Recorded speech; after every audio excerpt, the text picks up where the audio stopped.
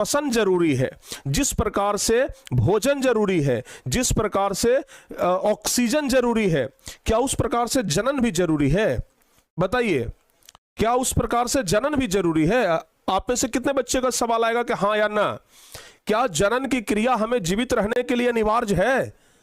अगर कोई व्यक्ति अगर जनन ना करे, ठीक है ना, अगर कोई व्यक्ति जनन ना करे, जनन कहने का मतलब प्यारे बच्चों सेक्स कह सकते हैं, ठीक है ना, जनन कहने का मतलब हम लोग सेक्स कह सकते हैं। हिंदी में इसी को संभोग कहा जाता है। क्या कहा जाता है? संभोग। क्या कहा जाता है? संभोग कहा जाता है। तो अगर कोई व्यक्ति सेक्स ना करे, अगर कोई व्यक्ति संभोग ना करे, तो क्या वो जीवित नहीं रहेगा?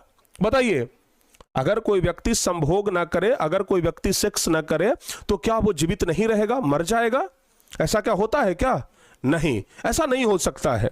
तो इसलिए जो संभोग है, यानी कि जो जनन की क्रिया है, ठीक है ना, वो जीवित रहने के लिए नहीं बल्कि अस्तित्व को बचाने के लिए बहुत जरूरी है।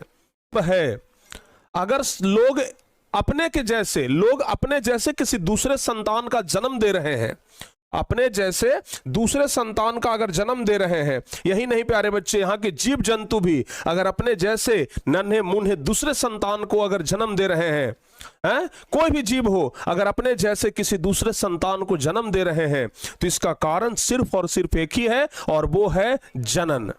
और वो है प्यारे बच्चे जनन। तो आज है ना, हम लोग इस जनन चैप्टर को पढ़ने वाले हैं, जिस चैप्टर के बदौलत ही क्या होता है, या फिर जिस प्रक्रिया के बदौलत ही क्या होता है, एक संतान, या फिर कह सकते हैं कि एक व्यक्ति अपने जैसे किसी दूसरे संतान को जन्म देता है, ठीक है ना। तो प्यारे बच्चे, हमारा भी अगर जन्म हुआ है, या फिर दुनिया में किसी भी व्यक्ति का, किसी भी जीव का अगर जन्म हुआ है, तो वो जनन प्रक्रिया के फलस्वरूप ही हुआ है, ठीक है ना।